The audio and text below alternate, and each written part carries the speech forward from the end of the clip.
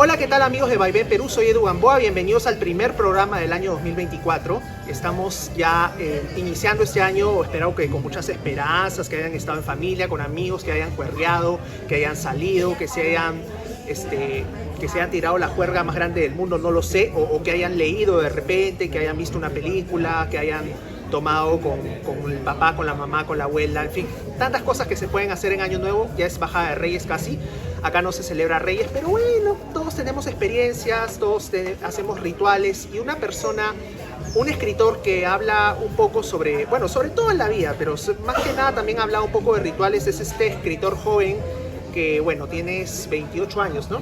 26. 26 todavía, te ha aumentado la edad. Es, bueno, Eric Garay, que no necesita mucha presentación, ha comenzado sus escritos cuando era escolar, ha comenzado sus escritos mandándolos al diario La República ya por el año 2012, ¿no? Y es una persona bastante talentosa, bastante honesta con su prosa, ¿no? Y justamente uno de tus primeros textos, o el primer texto que llevaste al diario La República, con el cual ganaste un concurso, ha sido sobre el asesinato de una directora de un colegio, ¿no? Así es, ¿qué tal? Primero, muchas gracias por la invitación, Edu. Encantado de estar en tu espacio. Difunde un poco más el periodismo independiente, pero también cultural.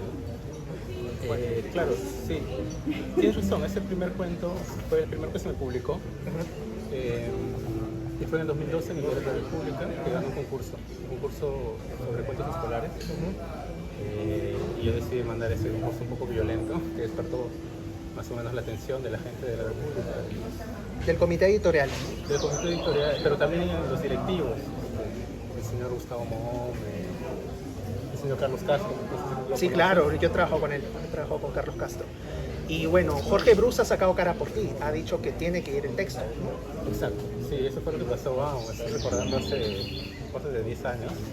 Yo estaba muy joven, en realidad era mi primera publicación, y para mí fue una alegría que tuviera el apoyo, que gente que yo tenía en estima y que había escuchado en la radio, había leído una que otra cosa en los diarios, haya decidido decir, bueno, que sale el texto íntegro, ¿no? Y eso fue lo que pasó, salió íntegro, porque en algún momento algunos decían, no, pero es muy violento, tenemos que limarlo. Y el Jorge Brus se acercó, por así decirlo.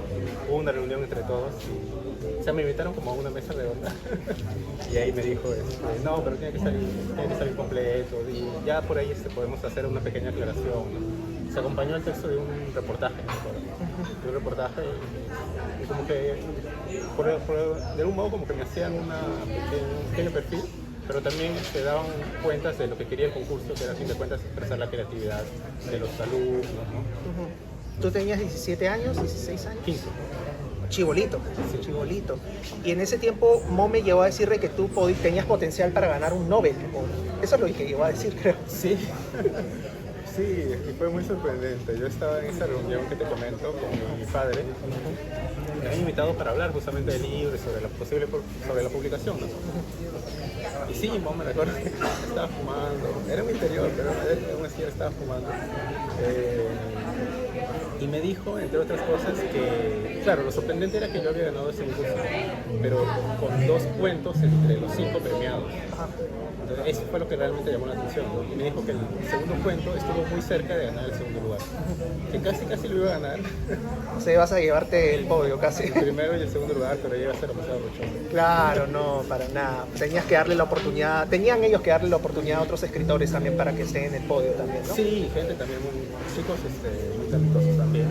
Y claro, eso fue lo que me dijo como ante la sorpresa, ¿no?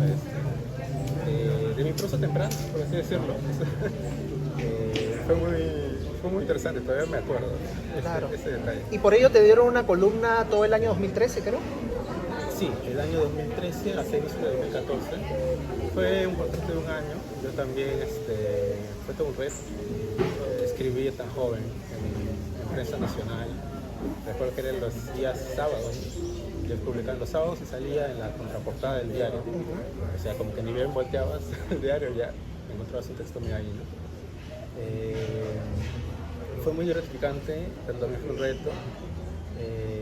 Y hacía un poco, o sea, me permitía usar ciertos recursos del columnismo más tradicional, pero como que direccionado no sé, a la cuestión más, al público más joven, si se quiere, y también por ahí como que dar una que otra pincelada literaria.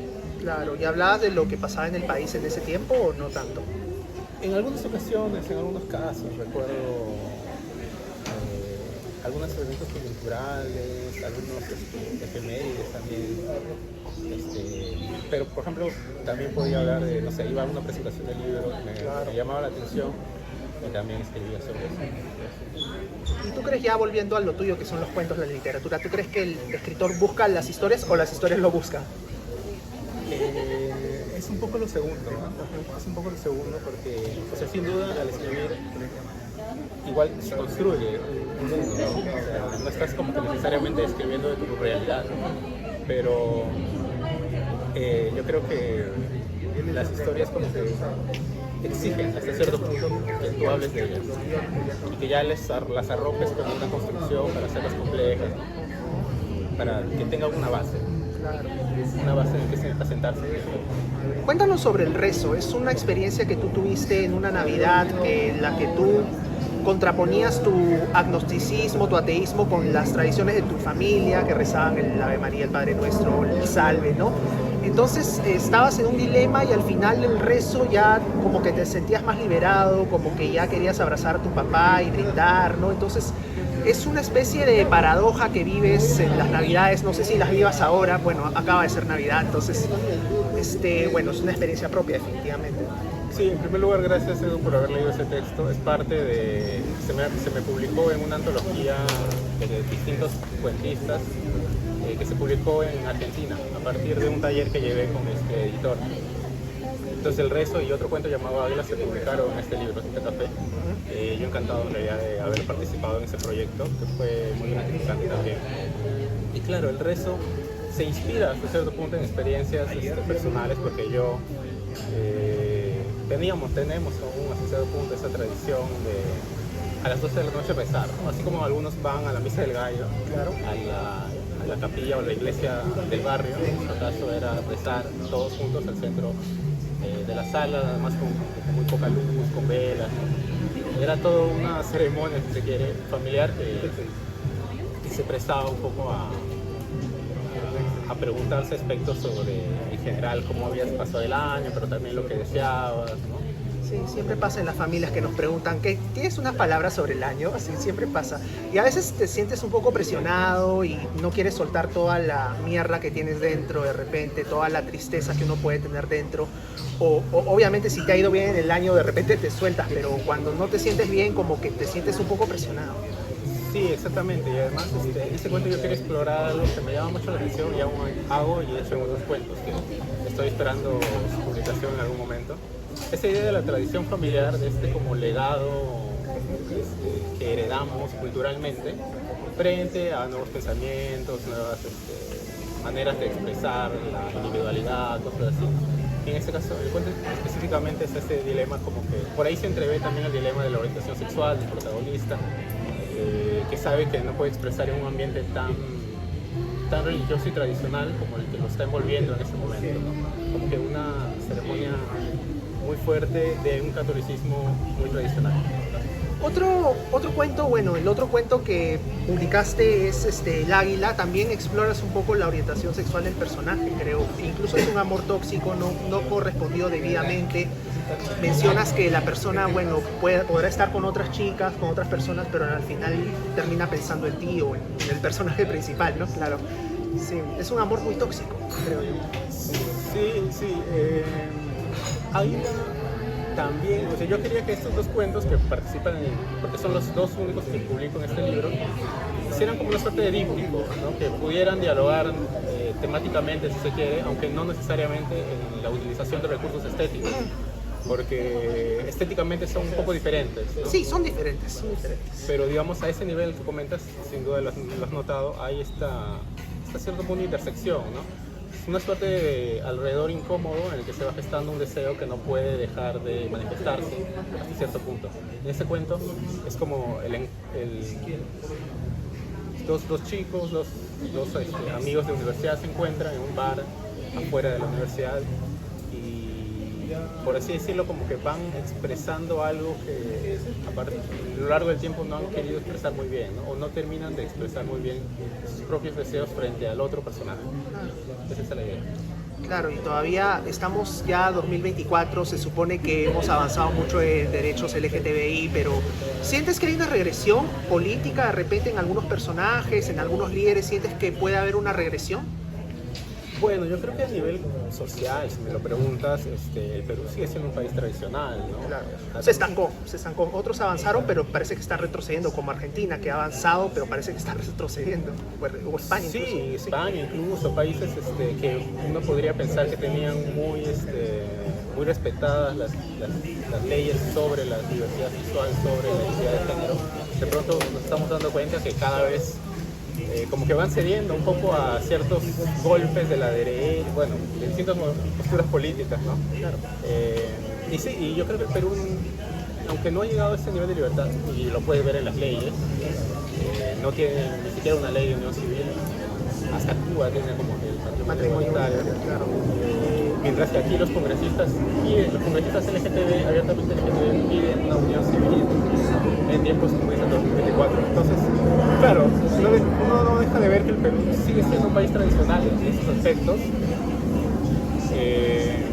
y que hay como que igual, aunque hay manifestaciones, cada vez como que se puede haber más apertura, igual hay como que ciertas tensiones, ¿no? Tensiones que se pueden ver en ambientes públicos, más aún para personas transgénero, eso como que no deja de verse, creo. Incluso entre los propios gays hay mucho machismo también. Me he dado cuenta del caso, por ejemplo, de Carlos Cacho, hay muchos gays que son transfóbicos también, me he dado cuenta. Sí, transfóbicos, incluso homofóbicos, o sea, es que es como una tensión muchas veces que surge de la misma problemática que afecta a otros grupos sociales, ¿no? Esta idea del hombre viril, el macho dominante, también termina afectando al público, o sea, por así decirlo, a las mujeres, ¿no? A las mujeres cis, a las mujeres trans, y también al propio hombre, porque no sé si has notado que a nivel general se dice que el índice de suicidio, el mayor índice de suicidio es de hombres a nivel global. Entonces, algunos han señalado que esto se debe hasta cierto punto a que hay una presión social que la propia masculinidad ejerce sobre los propios chicos heterosexuales, ¿no? Y al final como que todos terminan un poco afectados por estos prejuicios, ¿no?, que tiene la sociedad de establecer ciertos roles. Tienes que ser así, el hombre tiene que ser así, ¿no? Tiene que ser exitoso, tiene que haber tenido tantas mujeres, y eso afecta no solo a los hombres homosexuales, sino también a los heterosexuales. Claro, tienes que haber tenido un auto, un depa, tienes que ser independiente, tal edad, ¿no? Hay mucha presión social sobre la independencia incluso, ¿no? Sí, sin duda, sí. Y hablemos sobre Vistiendo llegó el toro, gran cuento. Está inspirado, bueno, en César Calvo, en una canción de César Calvo y de, bueno, Juan Gonzalo Rose, ¿no? También. Sí, Juan Gonzalo Rose. Sí, muchas gracias, Edu, por haber leído ese cuento. También ha sido publicado el año pasado y fue galardonado en este concurso de Trujillo, que se llama el Germán Patrón Candela. Primero, que yo creo que es una iniciativa muy potente de fomentar la creación literaria en jóvenes, ya que tiene un alcance nacional y siempre como que boga por una suerte de diversidad regional, eso sí me he dado cuenta. Entonces ha habido chicos de Trujillo que han ganado el primer puesto de Ica, es un amigo mío que también lo conocí en ese concurso, chicos de Lima también. Entonces ese cuento surge un poco a partir del reto que yo tuve de hacer un relato para el concurso. La premisa que exigían era que tenga algo que ver con el patrimonio cultural del Perú. Yo dije, bueno, ¿qué puedo escribir? Que este cuento es parte de este concurso, ¿no?, de Trujillo. Y fue, o sea, el reto era eso. Yo decidí como que escribir a partir de un texto que ya existía, que es esta canción de César Calvo, que se llama De España nos llegó Cristo. Es un tondero, no es muy conocido, pero yo invito a tu público en realidad que pueda escuchar ese tondero. Creo que es una de mis canciones favoritas de la música criolla. Claro. Y yo quería hacer como lo que se llama algo así como una suerte de palimpsesto, que cuando tú escribes encima de algo que ya está escrito, que hasta cierto punto reestructuras y reelaboras lo que ya está, ¿no? Entonces ese cuento a nivel técnico es escribir, divagar, si quieres, desde lo que escribe César Calvo. No sé si has escuchado la canción original. Hay partecitas que cojo de la canción para explayarlo, si se quiere, o personalizarlo en el relato. ¿Y te gustaría, has hecho novelas o todavía no? No, en realidad no estoy muy cercano al género de la narrativa larga, y algunos proyectos que he ido como ideando a partir de eso siempre están ligados a la narrativa corta, ¿no? Yo los veo un poco, si tuviera que hacer un texto largo, para mí tendría que tener siempre, bueno, hasta ahora, hasta donde he ido explorándome literariamente, una suerte de independencia en los textos dentro de ese texto mayor, que puedan tener sus propios elementos, pero que generen también el panorama global. Claro. Cuéntame sobre tus proyectos de podcast, por ejemplo, bueno, estás en Dimensión Raigada, El Baile de las Ratas. Cuéntanos un poco sobre estas experiencias que estás teniendo. Estás haciendo periodismo literario, periodismo crítico, pero también estás en esos podcasts que te menciono. Sí, justamente el podcast Dimensión Rasgada es un proyecto que ganó financiamiento del Ministerio de Cultura el año pasado, y estos episodios recién van a salir este año, pero el proyecto ya tenía dos temporadas realizándose, y es un espacio para hablar sobre la literatura. La primera temporada era sobre la literatura peruana, y la segunda como que le hemos extendido a la literatura universal, ¿no? Entonces es un espacio de reflexión, pero también como de... ¿Didáctico? Sí, más que nada es como una invitación, yo lo veo así, ¿no? O sea, hasta cierto punto explorar, analizar las obras, pero darle la oportunidad a los lectores y a los oyentes, en este caso, de que puedan acercarse a esos textos o a revisar esos autores y explorar desde su propio interés la literatura o las artes, ¿no? Dimensión Rasgada es el proyecto, y El Baile de las Ratas es un club de lectura muy pequeño que tenemos con unos amigos, virtual, donde vamos compartiendo lecturas, leyendo lo que nos gusta, ¿no? También por ahí a veces colaboro con otros medios. Hay este proyecto de un sanmarquino que el proyecto se llama Espacio Sonido, donde también está ligado al periodismo musical. Entonces por ahí como que voy haciendo más que nada difusión cultural, difusión literaria, un poco de periodismo cultural, literario, ¿no? Que es lo que me interesa. Y ya que haces periodismo musical, ¿cómo ves el ambiente musical limeño, peruano? ¿Qué banda te ha impresionado últimamente? No sé, obviamente no de los 90 quizás, sino de las que han salido en esta última década, en la pasada década, no sé. Sí, claro, yo primero que me acerco como espectador, como público, si se quiere. Ahí tengo algunos compañeros y amigos de este proyecto que saben más de ese terreno. Yo realmente como que los incentivo a que escriban y a que hagan que se den los espacios, ¿no? para hacer crítica musical. Pero hay muchos artistas que he ido descubriéndose a partir de este proyecto y también por mis propios intereses. Y yo veo un panorama muy interesante de la música. Puedo hablar desde el plano limeño, si quiere, ¿no? Claro, sí. Dafne Castañeda me interesa mucho, la música que hace Danitze, esta cantautora peruana, Octavia de Cádiz también la he escuchado. Y hace poco también entrevisté a una artista cantautora trans que se llama Santa García, que hace como indie rock alternativo, que también me parece una propuesta muy interesante. Hay muchos, o sea, creo que hay mucha diversidad en ese aspecto y yo lo aplaudo, y creo que cada espectador, cada oyente va como que dando su granito de arena a también fomentar esa diversidad. ¿Te sientes más cómodo haciendo columnas o entrevistando? Gran pregunta, ¿eh? Hace un momento, hace el año pasado que recién empecé con las entrevistas, y es un proyecto que he ido desarrollando de a pocos, ¿no? Claro. Y